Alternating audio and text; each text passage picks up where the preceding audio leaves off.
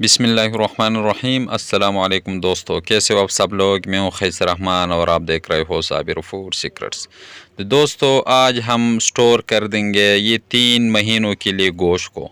अगर किसी का फ्रीज नहीं है या फ्रीज़र नहीं है तो आप लोग बग़ैर फ्रीज़र के गोश्त को किस तरह 3 महीनों तक स्टोर कर सकोगे। तो चलिए जी स्टार्ट करते हैं। तो सबसे पहले आप लोग को एक बड़ा सा पतीला चाहिए और उसमें हम घी डाल देंगे। घी जो है ये 3 किलो के लिए, 3 किलो गोश्त के लिए 1 किलो घी। तो आग हम जलाएंगे और इस पतीले में अब हम डाल देंगे घी। हर किसी को के पास जो है वो फ्रीज नहीं होता या फ्रीज़र नहीं होता, इसलिए आप लोग बग़ैर फ्रीज़र के गोश्त को किस तरह स्टोर करोगे ताकि गोश्त जो है ये ख़राब नहीं हो जाए। ये गोश्त है 15 केजी। जब घी गर्म हो जाए तो इसमें आप लोगों ने गोश्त को जो है वो डाल लेना है। सारा गोश्त, जितना भी गोश्त है सब हम इसी में डाल देंगे। थोड़ा सा मिक्स कर देंगे। इतना ही घी आप लोगों ने डालना है कि ये गोश्त जो है इसमें डिप जाए, इतना ही। ये फार्मूला जो है ये हम हर साल में जो है घर में ट्राई करते हैं और 5-6 महीनों तक ये गोश्त जो है ये ख़राब नहीं होता।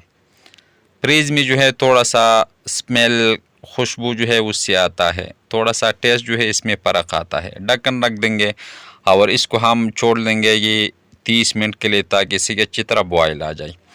जब बॉयल आ जाए इसी तरह 30 मिनट के बाद बॉयल आ चुका, मीडियम फ्लेम पे आप लोगों ने इसको पकाना है और गोश्त का जो अपना पानी है वो आप लोगों ने खुश्क करना है। इतना ही खुश्क करना है कि घी में जो है अच्छी तरह फ्राई हो जाए।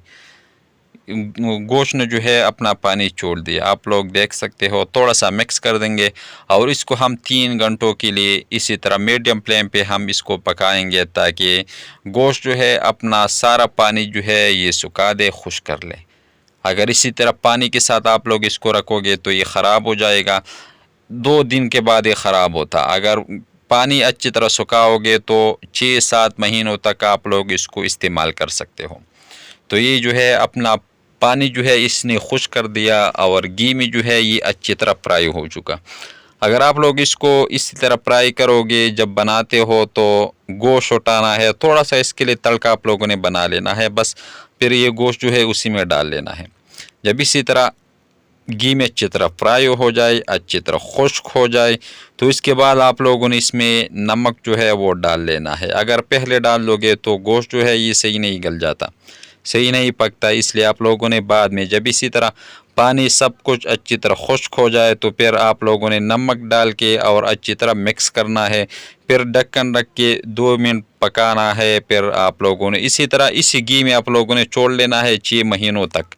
अगर इस्तेमाल करते हो तो इससे उठा के चम्मच के मदद से आप लोगों ने इससे ये निकाल लेना है। अगर हाथ लग जाए तो फिर ये ख़राब होता है, इसलिए बस ये तैयार हो चुका।